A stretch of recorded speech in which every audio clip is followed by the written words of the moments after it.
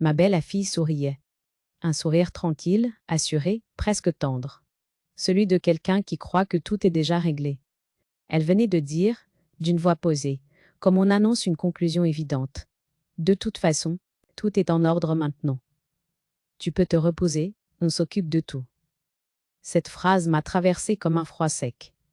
Pas parce qu'elle était brutale, mais parce qu'elle était définitive. Elle ne laissait aucune place à ma réponse. Mais aucun espace pour mon accord. Elle sonnait comme une victoire discrète, annoncée trop tôt. Mon fils acquiesçait à côté d'elle. Il regardait la table. Pas moi. Ce détail m'a frappé plus que les mots. Il n'avait pas besoin de me convaincre. Il pensait que c'était déjà fait, que le plus dur était derrière eux, que je n'étais plus qu'une formalité humaine dans un dossier déjà clos. Ils parlaient calmement. De vue, ils utilisaient des termes vagues, rassurants. Gestion. Anticipation. Sécurité. Ma belle-fille expliquait que tout avait été pensé pour éviter les complications plus tard. Elle parlait comme si j'étais absente de ma propre vie, comme si mes décisions appartenaient désormais au passé. Je les écoutais sans bouger. À l'intérieur, quelque chose s'est figé. Pas de colère. Pas de panique.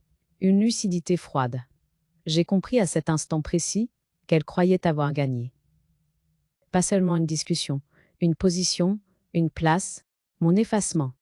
Elle ajoutait que je ne avait plus à me soucier de rien, que tout serait plus simple ainsi.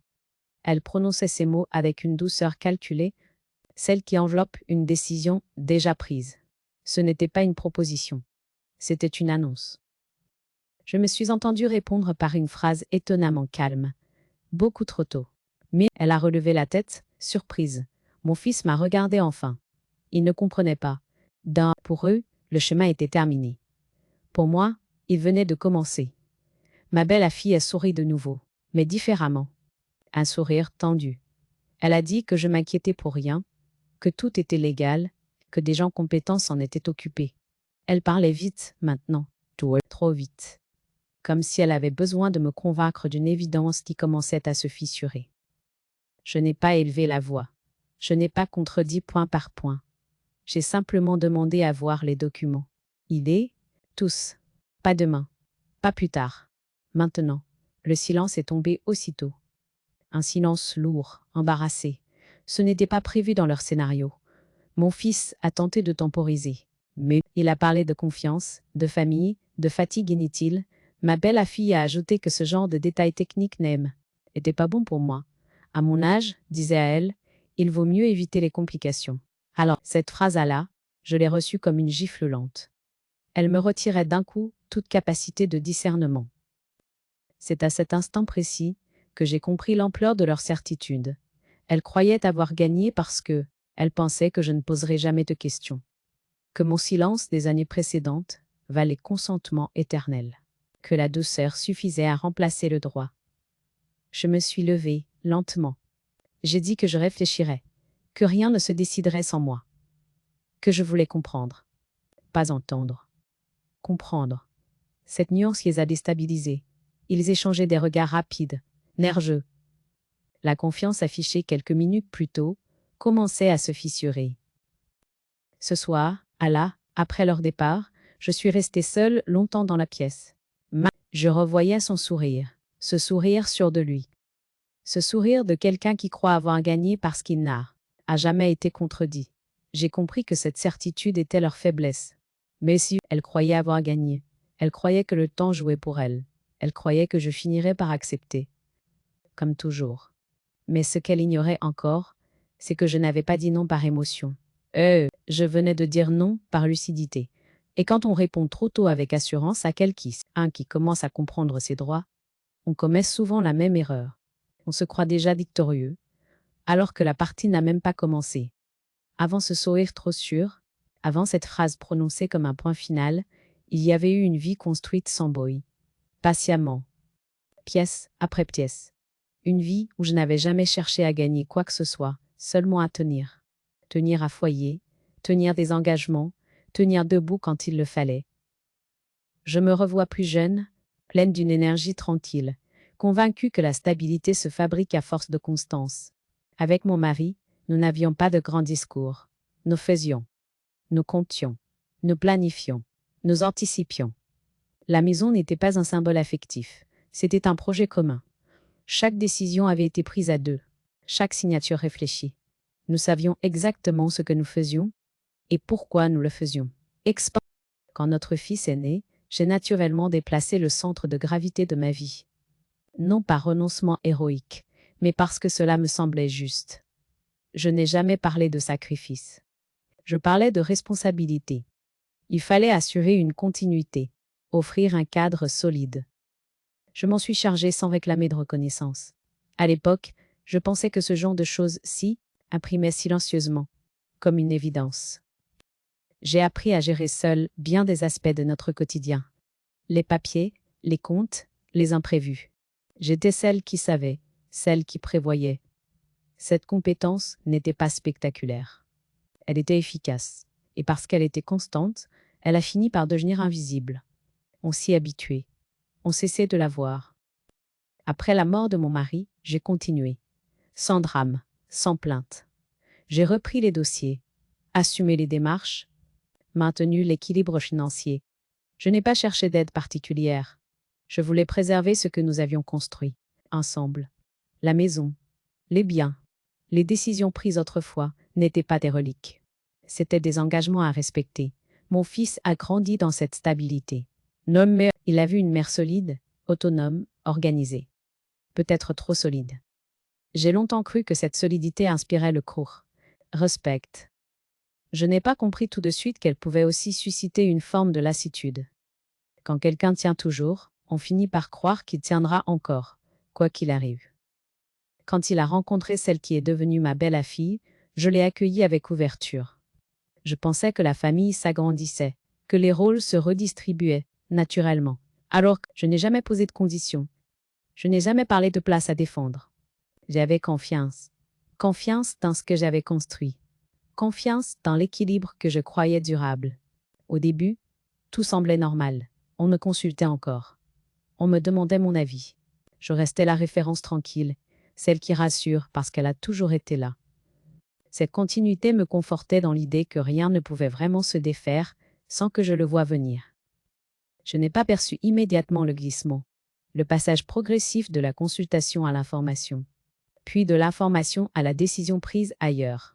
Je mettais cela sur le compte de l'évolution naturelle des choses.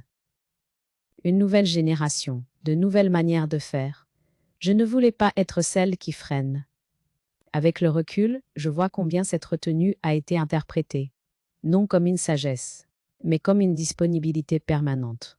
Je continuais à porter sans le savoir l'image de celle qui s'adapte, qui comprend, qui cède parce qu'elle a toujours cédé. Cette image, je ne l'avais jamais choisie consciemment. Donc, elle s'était construite à partir de mes silences. Ma vie d'avant n'était pas une suite de concessions.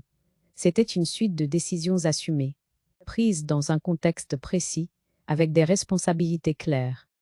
Réduire tout cela à une disposition naturelle au sacrifice était une réécriture commode. Une manière de préparer autre chose.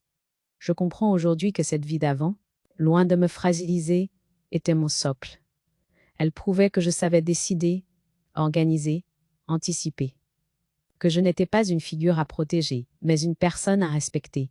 Ce passé, que certains voulaient transformer en justification de mon effacement, allait devenir au contraire la base de ma résistance. Silencieuse, car on ne gagne jamais vraiment contre quelqu'un qui a construit patiemment sa vie. On croit parfois l'avoir dépassé, mais on oublie qu'il sait exactement ce qu'il a fait, et ce qu'il est encore capable de faire. Les premiers signes n'ont rien eu de brutal. Ils se sont installés avec une lenteur presque polie, comme si l'on avait pris soin de ne pas les rendre visibles. À ce moment-là, je n'y ai pas vu une mise à l'écart. J'y ai vu des maladresses, des ajustements, des détails sans importance. C'est précisément ce qui les rendait efficaces. Ma belle-fille a commencé par réorganiser. Elle aimait ce mot. Réorganiser les placards, les papiers, les habitudes. Elle le faisait avec le sourire, en expliquant que ce serait plus pratique, plus moderne. Je la laissais faire. Je croyais à la bonne intention. Je ne voyais pas encore que, derrière ces gestes anodins, se dessinait une nouvelle hiérarchie. Peu à peu, les conversations ont changé de ton. On parlait plus vite. On décidait plus tôt. On m'expliquait ce qui avait été prévu, sans me demander ce que j'en pensais. Quand je posais une question, on me répondait que ce n'était qu'un détail, que je ne devais pas m'inquiéter. Cette phrase revenait souvent. Elle sonnait comme une protection. Elle était surtout une façon de me faire taire sans me contredire. Mon fils, lui, se faisait plus discret. Il acquiesçait, sans vraiment écouter. Il avait confiance. Il se disait souvent que sa femme gérait très bien. Et je comprenais alors que ma compétence silencieuse avait été remplacée par une compétence plus visible, plus affirmée. Je n'étais plus la référence. J'étais devenu un élément du décor. Les petites humiliations ont suivi, presque imperceptibles. Même des phrases lancées comme des constats. Tu devrais te reposer davantage. Laisse à nous faire, c'est plus simple. À ton âge, tu sais, il ne faut pas trop se compliquer la vie. Ces mots n'étaient jamais dits avec dureté. C'est ce qui les rendait difficiles à contester. Si je réagissais, on me regardait comme si j'exagérais. Je me souviens d'un moment précis, un matin banal. Je cherchais un document important, rangé à sa place habituelle. Il avait disparu. Quand j'ai demandé, ma belle-fille a répondu que j'avais sûrement oublié où je l'avais mis. Mon fils a confirmé, sans réfléchir. Ce genre de choses arrive. Cette phrase m'a traversé comme un doute insidieux. Pas un doute sur eux, un doute sur moi. Et ce doute-là a été une humiliation silencieuse, profonde. Au repas, je parlais moins. Non parce que je n'avais rien à dire, mais parce que je sentais que mes paroles perdaient de balle, leur poids. On m'écoutait avec indulgence, puis on passait à autre chose. Mes souvenirs devenaient des anecdotes. Mes avis, des remarques secondaires. Je n'étais plus celle qui décidait. J'étais celle dont on tient compte par politesse. Je continuais pourtant à me taire. Par habitude, par souci de paix. J'avais passé ma vie à maintenir l'équilibre familial. Je croyais encore que ma patience finirait par calmer ce glissement. Je ne comprenais pas que, dans cette dynamique, le silence n'apaise pas. Il autorise. Les décisions me concernant étaient désormais prises sans moi, un rendez-vous fixé sans m'en parler. Une modification envisagée dans la maison, présentée comme évidente. Quand je demandais pourquoi, on me répondait que tout avait été anticipé. Cette anticipation là ne me laissait plus de place. Je sentais une gêne s'installer en moi, une impression de devenir étrangère dans un espace que j'avais pourtant construit. Mais je n'osais pas encore nommer ce malaise. Je me disais que c'était le cours normal des choses, que je devais accepter de m'effacer doucement. Cette pensée me faisait mal, sans que je sache encore pourquoi. Avec le recul, je vois maintenant la cohérence de ces signes. Ils n'étaient pas isolés. Ça y formait un chemin. On m'amenait progressivement à accepter que d'autres sachent mieux que moi. Que mon expérience n'était plus une force, mais un poids. Que mon silence était une permission. Ces petites humiliations ont préparé le terrain. Elles ont rendu possible ce qui allait suivre. Elles ont installé l'idée que je céderais encore, parce que j'avais toujours cédé. Ma belle-fille croyait avoir gagné à ce moment-là, parce qu'elle confondait ma retenue avec une faiblesse. Mais elle ne savait pas encore que ce silence n'était pas une fin. C'était une pause.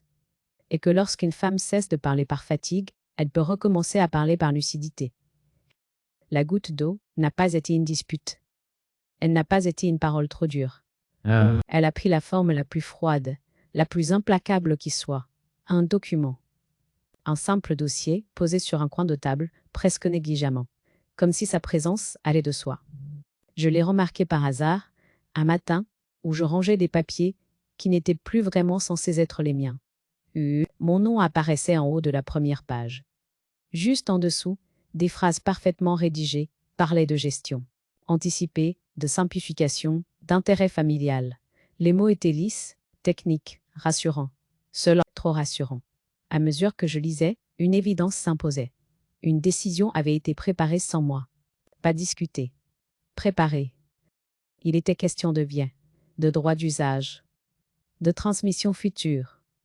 Tout était formulé comme si mon accord était déjà acquis, comme si ma signature n'était qu'une formalité à venir. Ce n'était pas un projet. C'était un plan. Et ce plan reposait sur une certitude. Je finirais par accepter. Quand j'ai demandé ce que signifiait ce dossier, ma belle-fille n'a pas hésité une seconde. Elle a parlé calmement, presque avec douceur. Elle a expliqué que c'était pour éviter les complications plus tard, que tout le monde faisait ainsi, que c'était plus raisonnable. Mon fils acquiesçait, visiblement rassuré par cette organisation qui le dispensait de réfléchir davantage. Ils ont utilisé le même mot que d'habitude. Sacrifice. Ils ont dit que j'avais toujours su faire passer les autres avant moi, que ce geste s'inscrivait dans la continuité de ce que j'avais toujours été. Ce mot, cette fois, ne m'a pas blessé. Il m'a éclairé. Je comprenais enfin ce qu'il recouvrait vraiment. Une attente de renoncement devenue exigence. Je leur ai demandé pourquoi on ne m'en avait pas parlé avant. La réponse est venue immédiatement. On ne voulait pas t'inquiéter. Tu sais, ce sont des choses compliquées. À ton âge, ce n'est pas nécessaire de tout gérer. Cette phrase, prononcée sans méchanceté apparente, a eu l'effet d'un coup sec. Elle me retirait d'un seul geste toute légitimité, à décider pour moi à même. J'ai relu le document en silence. Chaque ligne confirmait ce que je refusais désormais d'ignorer. On ne me demandait pas ce que je voulais, on m'expliquait ce que je devais accepter. La frontière avait été franchie. Il ne s'agissait plus de petites humiliations, ni de décisions prises sans me consulter. Mais il s'agissait d'une tentative claire de m'écarter légalement, sous couvert de protection. À cet instant précis, toute hésitation a disparu. Je n'ai pas ressenti de colère explosive. J'ai ressenti une clarté glaciale. Je savais que si je signais, si je cédais une fois de plus, ce ne serait jamais présenté comme un sacrifice généreux. Ce serait considéré comme normal, attendu, définitif. Je me suis retirée dans ma chambre avec ce dossier. Je l'ai posé sur le lit, bien à plat, comme une preuve matérielle de ce que je vivais.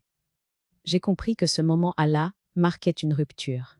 Il n'y aurait pas de retour possible vers l'innocence d'avant. On avait cessé de me voir comme une personne. On me voyait comme une étape à franchir. Ce jour-là, j'ai pris un carnet. J'ai commencé à noter les dates, les phrases exactes, les documents évoqués. Pas par vengeance, par nécessité. Je comprenais que la mémoire seule ne suffirait plus. Que ce qui se jouait devait être fixé, objectivé, encadré.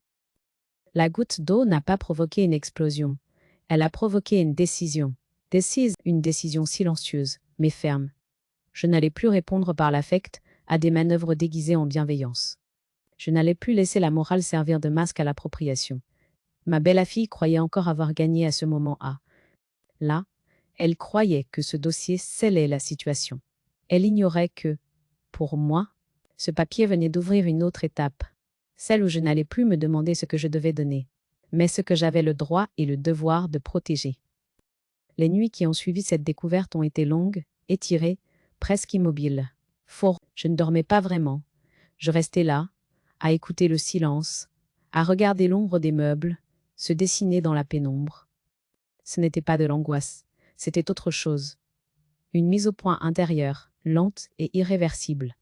Je repassais la scène, encore et encore, le dossier posé sur la table, les mots choisis avec soin, des explications dites comme des évidences. Et surtout, ce ton, faussement rassurant, qui ne laissait aucune place à ma volonté. Plus j'y pensais, plus une certitude s'imposait. Ce n'était pas une maladresse. C'était une stratégie. Je me suis alors interrogée sur moi à même, sur ce silence que j'avais entretenu pendant des années. J'avais cru qu'il protégeait. Qu'en me taisant, j'évitais les conflits inutiles, les tensions, les fractures. Dessous, je voyais maintenant l'autre face de ce silence. À force de ne pas contredire, j'avais laissé les autres parler à ma place. Puis décider à ma place. Puis écrire, noir sur blanc, ce que je devais accepter. Cette prise de conscience a été douloureuse. Non pas parce qu'elle me faisait passer pour faible, mais parce qu'elle révélait une erreur de stratégie. J'avais confondu patience et protection. Or, la patience, quand elle n'est pas accompagnée de limites claires, devient une permission silencieuse. Je pensais à toutes ces années où j'avais tenu sans bruit, où j'avais organisé, anticipé, réglé les problèmes avant même qu'ils n'apparaissent. Cette compétence avait fini par se retourner contre moi. On ne voyait plus ce que je faisais. On voyait seulement ce que je pouvais encore céder. Cette idée m'a traversée comme un éclair. Ce n'était pas de l'ingratitude ordinaire. C'était une habitude installée. Je me suis aussi surprise à douter de certaines phrases qu'on m'avait répétées. À ton âge, tu dois lever le pied. Ce serait plus simple si on gérait pour toi. Tu n'as plus besoin de t'occuper de tout ça. Ces mots, que j'avais parfois acceptés par fatigue, prenaient soudain un autre sens. Ils n'étaient pas là pour m'aider. Ils servaient à m'écarter progressivement. Sommi, un matin, très tôt, je me suis levée avant l'aube. Je me suis assise à la table de la cuisine avec un carnet. Un carnet simple. J'ai commencé à écrire. Pas ce que je ressentais. Les faits, les dates, les mots exacts utilisés, les documents évoqués. Ce geste m'a apporté un apaisement immédiat. Mettre les choses par écrit les rendait moins floues, moins écrasantes. Elles devenaient observables, analysables. Je me suis rendu compte que je ne voulais plus réagir. Je voulais comprendre. Comprendre ce qui relevait de l'émotion familiale et ce qui relevait du cadre légal. Comprendre à quel moment le discours moral avait remplacé le droit. Cette distinction, que je n'avais jamais jugée nécessaire auparavant, devenait centrale. Il y a eu des moments de découragement. Eh bien, des instants où je me disais que tout cela demandait trop d'énergie, trop de vigilance. Qu'il aurait été plus simple de céder, une fois de plus, pour préserver une paix fragile. Mais chaque fois que cette pensée surgissait, je revoyais ce dossier. Et je comprenais que céder ne m'apporterait pas la paix, seulement l'effacement. Je pensais aussi à mon mari, à la manière dont nous prenions les décisions ensemble. Jamais il n'aurait confondu protection et dépossession. Jamais il n'aurait accepté on parle à ma place sous prétexte de savoir mieux que moi. Cette pensée m'a ancrée. Elle me rappelait que ce que je vivais n'était ni normal, ni inévitable. Peu à peu, une résolution calme s'est installée.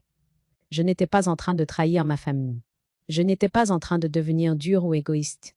Je refusais simplement que l'on transforme mon passé de femme dévouée en argument pour m'effacer au présent. Cette nuance était essentielle. Je savais désormais que répondre avec l'affect serait inutile. Il maîtrisait ce terrain à là. Il savait manier la culpabilité, la morale, les attentes implicites. Moi, je devais changer de langage. Passer d'un registre où je perdais toujours à un cadre où les règles sont écrites, vérifiables, applicables. À la fin de cette période d'introspection, rien n'avait encore changé autour de moi. Ma belle-fille croyait toujours que le temps jouait pour elle. Mon fils pensait que je finirais par me calmer. Mais à l'intérieur, tout avait basculé. Je n'étais plus une femme hésitante. J'étais une femme décidée à comprendre exactement ce à quoi elle avait droit. Et quand une femme cesse de se demander ce qu'elle doit aux autres, pour se demander ce qu'elle se doit à elle, à même, plus rien ne peut vraiment l'arrêter. À partir de ce moment-là, j'ai cessé d'improviser. J'ai compris que l'instinct ne suffisait plus, que l'intuition devait être relayée par une méthode. Béton, la préparation n'avait rien d'agressif. Elle était calme, structurée, presque apaisante. Pour la première fois depuis longtemps, je n'attendais plus que les choses se passent. Je les organisais. Je n'ai rien dit. À personne. Ni à mon fils, ni à ma belle-fille. Leur parler aurait rouvert le terrain affectif, celui où l'on m'avait toujours mené à céder. Je ne voulais plus expliquer, ni me défendre. Je voulais établir un cadre. Le silence, cette fois, n'était pas une faiblesse. C'était une protection. J'ai commencé par rassembler tous les documents, les anciens, comme les récents.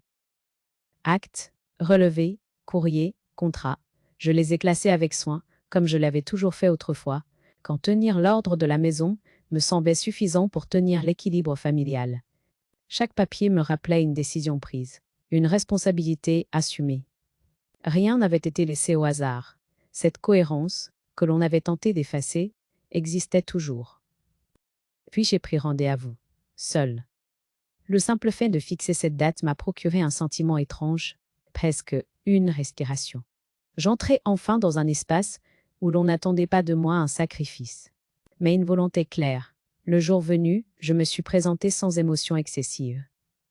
J'ai exposé les faits, les documents découverts, les pressions déguisées, les mots utilisés. Je ne cherchais pas à convaincre. Je voulais comprendre. Les réponses ont été précises, sans ambiguïté.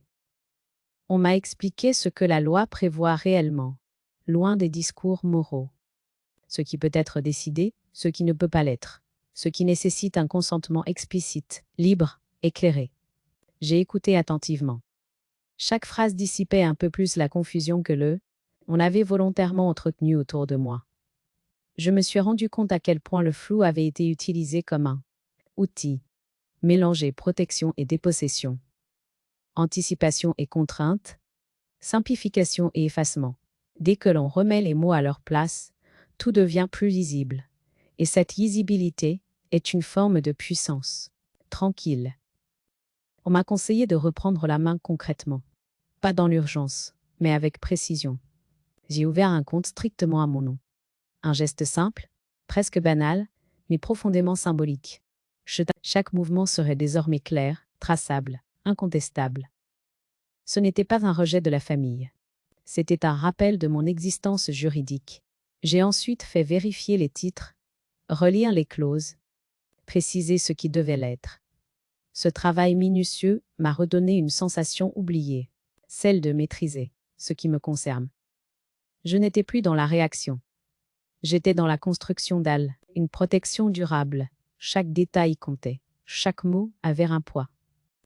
La question du testament s'est imposée naturellement. J'y ai réfléchi longtemps.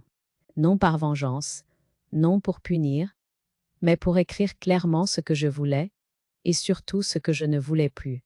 J'ai choisi chaque formulation avec soin. Rien n'était laissé à l'interprétation.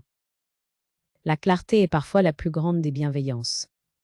Pendant tout ce temps, à la maison, je continuais comme avant. Présente, calme, apparemment docile. Je ne changeais rien à mes habitudes. Ce masque n'était pas une manipulation. C'était une précaution. Je voulais que tout soit en place avant que quoi que ce soit ne soit discuté. Je refusais l'improvisation émotionnelle. Je sentais l'impatience autour de moi. Des phrases pressantes, des allusions. Chi! Il faudrait avancer. On ne peut pas attendre indéfiniment. Je répondais peu. Je disais que je réfléchissais. Et c'était vrai. Je réfléchissais, mais avec des outils qu'ils n'avaient pas anticipés. Chaque démarche renforçait ma stabilité. Je ne ressentais ni triomphe ni colère. Seulement une cohérence retrouvée. Je ne préparais pas une revanche. Je préparais une sortie digne d'un scénario où la lab en avait voulu m'effacer, sans me le dire. Non probable. À la fin de cette étape, tout était prêt. Les documents en ordre. Les décisions écrites. Les protections mises en place. Rien n'était improvisé. Rien n'était discutable. Je savais que le moment viendrait où il faudrait parler. Je ne savais pas encore comment il réagirait. Mais je savais une chose essentielle. Ma belle-fille croyait avoir gagné parce qu'elle pensait que je ne ferais rien. Elle ignorait que, dans le silence, je construisais déjà l'irréversible. La confrontation n'a pas eu lieu comme elle l'avait imaginé. Il n'y a pas eu de scène théâtrale. Pas de voix qui monte. Pas de reproches jetés comme des armes. Elle est arrivée dans un moment ordinaire, presque banal. Un de ces moments où l'on croit que tout est déjà acquis, juste avant de découvrir que le sol se dérode. C'est ma belle-fille qui a lancé la conversation. Elle parlait avec assurance, déroulant ce qu'elle appelait la suite logique. Les démarches à finaliser, les signatures à prévoir, les délais à respecter. Elle parlait vite, avec cette fluidité de ceux qui pensent conclure. Bal. Mon fils acquiesçait, ponctuant de phrases vagues, convaincu que nous étions dans la dernière ligne droite. Je les ai laissés parler. Je n'étais plus pressée. J'écoutais sans intervenir, non par soumission, mais parce que je n'avais plus besoin d'argumenter. Chaque phrase confirmait ce que je savais déjà. Il résonnait encore sur un terrain moral, celui où l'on suppose que je finirais par accepter pour éviter les tensions. Je donnais. Quand le moment est venu, j'ai posé devant eux un dossier mince. Pas épais, pas impressionnant, juste ordonné. Mon geste a suffi à interrompre leur élan. Ma belle-fille s'est arrêtée net. Mon fils a froncé les sourcils. Il ne s'attendait pas à cela. Dans leur scénario, j'étais une variable passive, pas une actrice préparée. J'ai parlé calmement. J'ai expliqué que certaines choses avaient été réglées, que des décisions avaient été prises, que tout ce qui me concernait était désormais encadré, les comptes étaient séparés, les biens clarifiés, les volontés écrites noir sur blanc. Rien ne dépendait plus d'une interprétation familiale, tout reposait sur des faits. Le silence qui a suivi n'était pas vide, il était lourd, chargé de surprise, puis d'incrédulité. Ma belle-fille a été la première à réagir. Elle a dit que ce n'était pas ce qui avait été prévu, que cela compliquait inutilement les choses. Elle parlait de complexité comme d'un défaut, sans comprendre que cette complexité était précisément ce qui me protégeait. Mon fils a pris la parole à son tour. Il a parlé de confiance, de famille, de ce que j'aurais dû leur dire plus tôt. Je l'ai laissé terminer. Puis j'ai répondu simplement que la confiance ne consiste pas à renoncer à ses droits et que l'on ne décide pas pour quelqu'un sous prétexte de savoir mieux qu'elle. La tension est montée. Ma belle-fille a laissé tomber le masque. Elle a parlé d'ingratitude. Elle a dit que tout ce que j'avais fait jusqu'à là prouvait que je savais me sacrifier. Ce mot est revenu, encore. Je l'ai regardé droit dans les yeux et j'ai dit que le sacrifice cesse d'être une vertu lorsque il est exigé. Cette phrase a marqué un tournant. Elle ne s'y attendait pas. Mais elle a alors tenté une autre approche. Elle a évoqué mon âge, ma fatigue supposée, la nécessité d'anticiper pour éviter des problèmes plus tard. J'ai répondu calmement que l'anticipation n'autorise pas l'effacement, que le droit français encadre précisément ces situations, et que rien ne pouvait être imposé sans mon consentement libre et éclairé. Ils ont compris, à cet instant précis, que le piège qu'ils avaient patiemment installé s'était refermé sur eux. Leur plan reposait sur une hypothèse fausse, celle que je resterais silencieuse jusqu'au bout. Ils n'avaient pas prévu que ce silence puisse devenir une stratégie inverse, méthodique, irréversible. La discussion s'est poursuivie encore un moment, mais elle avait perdu son sens initial. Il cherchait à rattraper, à négocier, à requalifier. Moi, je n'avais plus rien à négocier. Les limites étaient posées, les règles claires. Et surtout, elles ne dépendaient plus de leur bonne volonté. Quand je me suis levée de la table, je n'ai ressenti ni triomphe, ni soulagement excessif. J'ai ressenti une stabilité profonde. Je n'avais humilié personne. Je m'étais simplement tenue là où je aurais dû être depuis longtemps. Ma belle-fille croyait avoir gagné parce qu'elle pensait que je ne ferais rien. Mais ce jour-là, elle a compris que le plus grand retournement n'est pas celui qui fait du bruit, mais celui qui s'appuie sur la loi, le calme et le temps. Et dans ce silence redevenu mien, le rapport de force venait de changer définitivement. Après cette confrontation, rien ne s'est effondré d'un seul coup. Il n'y a pas eu de cri prolongé, ni de rupture spectaculaire. L'éclatement s'est produit autrement, plus lentement, plus profondément, comme une structure trop tendue qui se fissure de l'intérieur. Chacun est reparti avec ses certitudes fragilisées, sans encore savoir comment les reformuler. Les jours suivants, le silence a changé de texture. Ce n'était plus le silence prudent que je connaissais. C'était un silence chargé de reproches muets, de calculs discrets, d'émotions retenues. Mon fils m'appelait moins. Quand il le faisait, sa voix était distante, presque administrative. Il parlait de choses pratiques, jamais de ce qui s'était joué, comme s'il espérait que le temps arrangerait ce que la loi venait de figer. Ma belle-fille, elle, s'est repliée dans une froideur polie. Elle répondait brièvement, sans agressivité apparente, mais chaque mot semblait mesuré, pesé, vidé de toute chaleur. Je sentais qu'elle cherchait encore à reprendre la main autrement, non plus par la persuasion directe, mais par l'isolement progressif. Une stratégie plus subtile, mais tout aussi révélatrice. Mais très vite, des récits parallèles ont commencé à circuler. Je ne les entendais pas directement, mais je les devinais. On expliquait que j'étais devenue méfiante, que j'avais changé, que je compliquais inutilement les choses. On parlait de mon caractère, de mon âge, de mon entêtement. On parlait rarement des faits. Le droit, lui, restait soigneusement hors du récit. Je n'ai pas cherché à corriger ces versions. Je savais que me justifier serait inutile. Ceux qui voulaient comprendre posaient des questions. Les autres préféraient une histoire plus confortable, où je devenais la cause du désordre, plutôt que celle qui avait refusé l'effacement. J'acceptais cette incompréhension comme une conséquence inévitable. Peu à peu, les tensions se sont déplacées entre eux. Je les perçus dans des détails. Les désaccords sur la suite à donner. Des reproches discrets.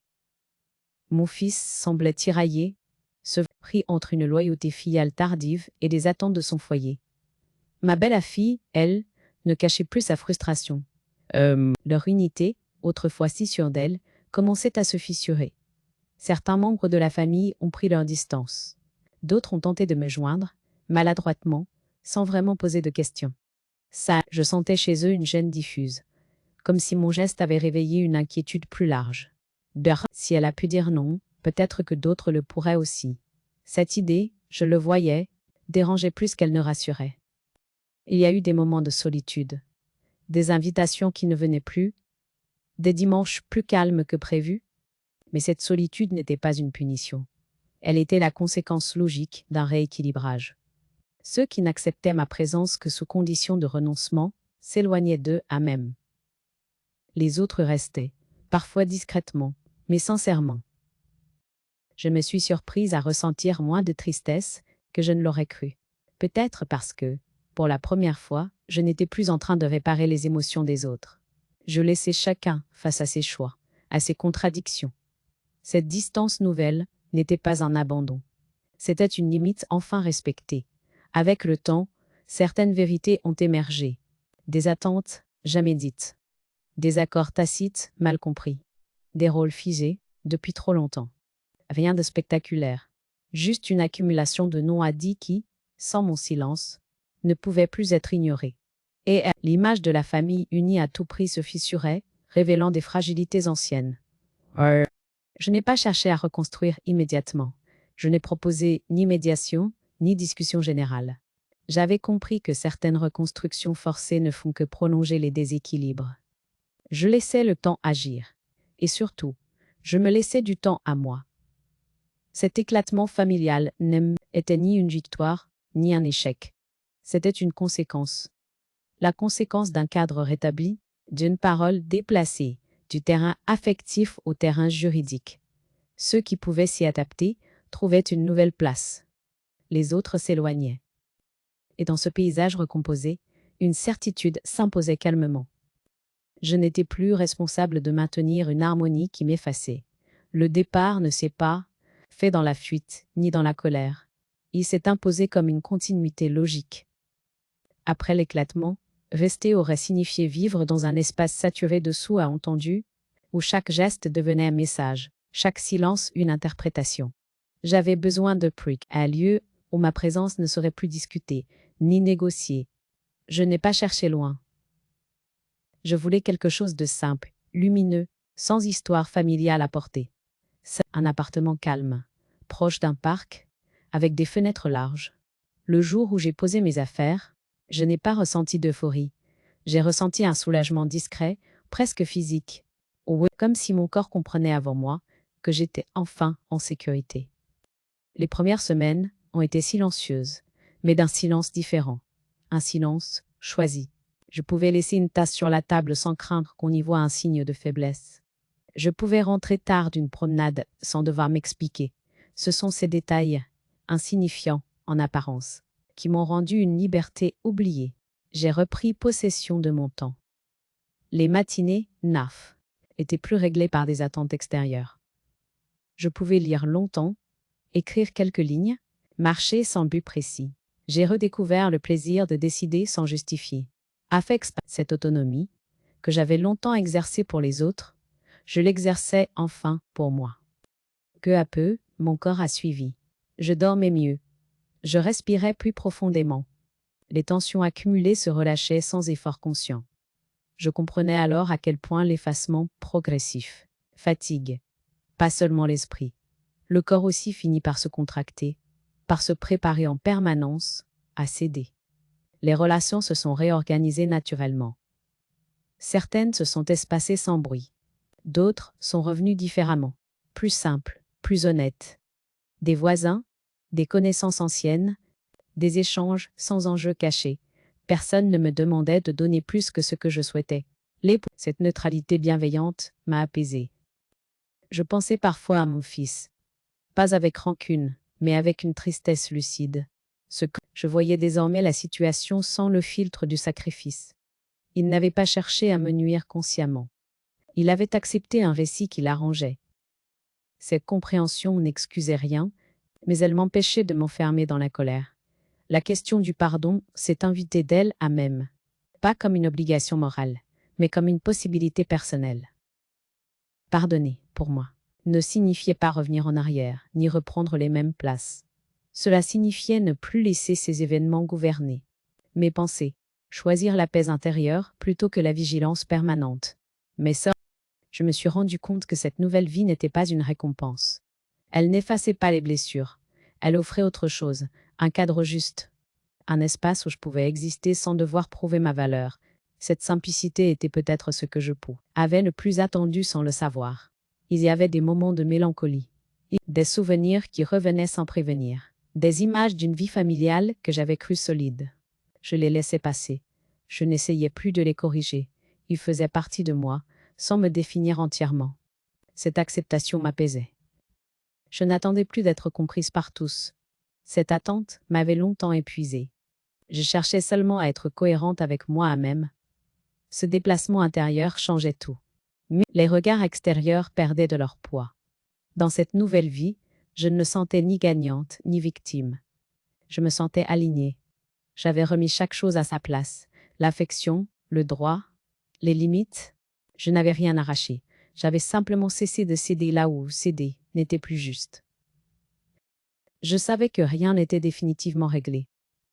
Que certaines relations resteraient fragiles, peut-être irréparables. Mais pour la première fois depuis longtemps, je n'en faisais plus une urgence. Le temps n'était plus contre moi. Il avançait avec moi. Cette nouvelle vie ne faisait pas de bruit. Elle ne cherchait pas à prouver.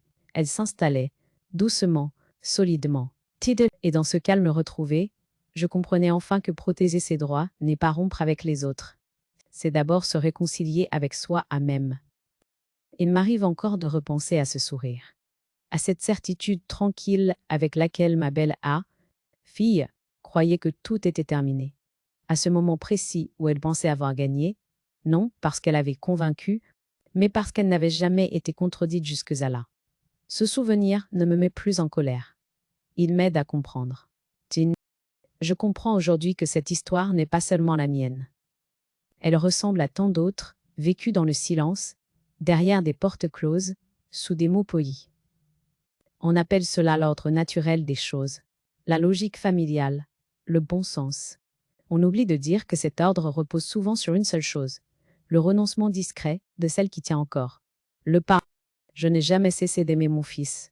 Cet amour n'a pas disparu, avec les documents, les décisions, les limites posées. Il a simplement changé de forme. Il n'est plus un amour qui s'efface pour maintenir la paix. Il est devenu un amour lucide, qui accepte de ne pas être compris pour rester juste. Cette transformation a été douloureuse, mais elle était nécessaire. Je sais que certains, autour de nous, ont choisi de croire que j'avais durci mon cœur, qu'à un âge où l'on devrait se faire petite, j'avais préféré les règles aux sentiments. Je les laisse penser cela. Ils ignorent que les règles ne sont devenues nécessaires que lorsque les sentiments ont cessé de nous protéger. Pendant longtemps, j'ai cru que le sacrifice était une vertu en soi, qu'il suffisait de donner pour être respecté. J'ai appris, tardivement, mais clairement, que le sacrifice exigé cesse d'être une vertu. Il devient une stratégie d'effacement. Et lorsqu'on ne vous voit plus, il devient très facile de décider sans vous. Ce que j'ai fait n'a rien d'extraordinaire. Je n'ai pas gagné un procès. Je n'ai pas humilié qui que ce soit. Je n'ai pas crié plus fort que les autres. J'ai simplement déplacé la discussion. Je suis passé du terrain affectif, où tout était flou, au terrain du droit, où chaque chose a un cadre. Ce déplacement a suffi à tout changer. Je n'ai pas choisi la loi contre ma famille. J'ai choisi la loi pour me protéger quand la famille cessait de m'entendre. Cette nuance est essentielle. Elle fait toute la différence entre la rupture et la dignité. Aujourd'hui, je vis avec moins d'illusions, mais avec plus de stabilité. Je sais que certaines relations ne redeviendront jamais ce qu'elles étaient. J'accepte cette perte sans la dramatiser. Elle est le prix d'une clarté retrouvée. Et ce prix-là, je peux le payer sans me perdre. Il reste parfois une mélancolie douce, comme un fond de musique lointain. Elle me rappelle ce que aurait aimé transmettre autrement, mais elle ne me paralyse plus. Elle cohabite avec une paix nouvelle, celle qui naît quand on cesse de se trahir soi-même pour préserver les autres. Si je devais adresser un message à celles et ceux qui se reconnaissent dans ce parcours, je dirais ceci. N'attendez pas que l'on décide à votre place au nom de votre bien. Informez à vous. Écrivez. Vérifiez. Le droit n'est pas une arme froide, c'est une protection silencieuse. Et parfois, c'est la seule langue que certains comprennent. De pour, je n'ai pas été plus forte qu'eux. J'ai été plus patiente, plus précise, plus fidèle à ce que je savais juste, même quand cela dérangeait. Ma belle-fille croyait avoir gagné parce qu'elle confondait mon calme avec une abdication. Elle n'avait pas compris que ce calme était une réserve. Aujourd'hui, je ne cherche plus à prouver quoi que ce soit. Je vis à ma place, pleinement, sans avoir à m'excuser. J'ai appris que la dignité ne se réclame pas bruyamment. Elle se défend, parfois, dans le silence. Et c'est peut-être là la vérité la plus simple, la plus dérangeante, mais aussi la plus libératrice que j'ai apprise au terme de cette histoire. Le silence peut aussi être une forme de justice.